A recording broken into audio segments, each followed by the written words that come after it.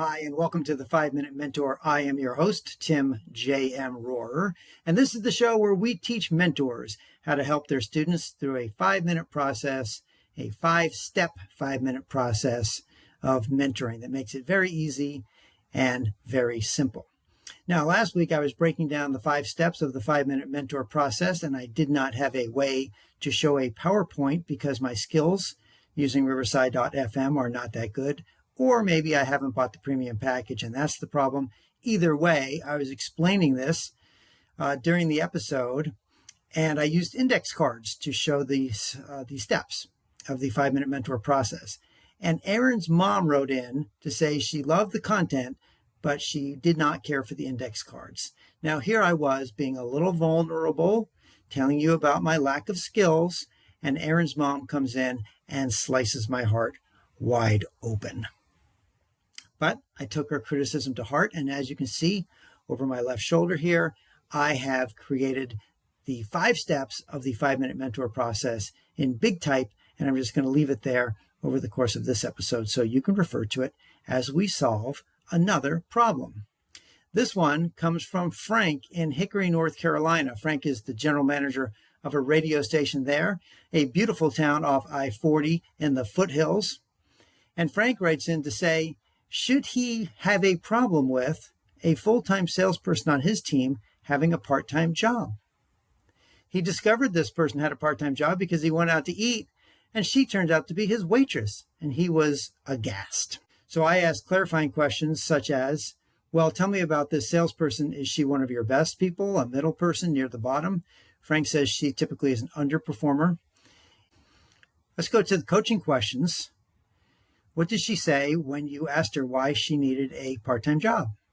And Frank says she told him that she just wasn't making enough money on a commission-only basis at her full-time job as a radio salesperson. And I asked Frank, why do you suppose that is? Why isn't she making enough money? Is it because she's not very good at selling? Does she need some sort of additional training? Or is she not working hard enough? Or are there not enough opportunities in your marketplace? What is the problem?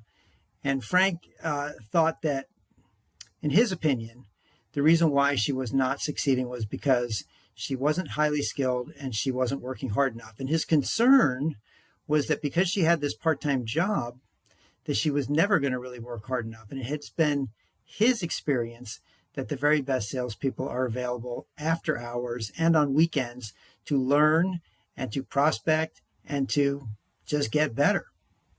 He was concerned that this person had a hard stop at, say, 5 or 6 o'clock in the evening because they had to go to their part-time job. And with a hard stop, she was never really going to get better. So I asked Frank what he wanted to do about it. And what he really wanted to do was to tell her that she couldn't have this part-time job. But we talked about that a little bit. And he probably couldn't really dictate whether or not she has a job that is non-competitive in nature to her full-time job. So he needed a different route.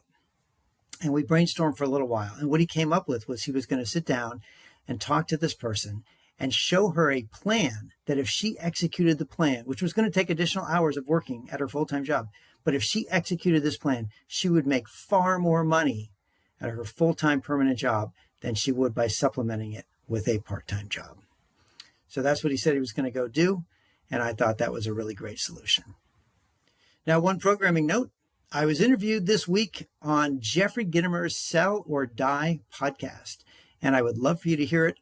Go to my website, timjmrohrer.com, and look along the top for videos, and you'll find it up there. And also, just for Erin's mom, go to the download section, and you will find a white paper I've created about the 5-step 5-minute mentor process. Until next time, let's get after it.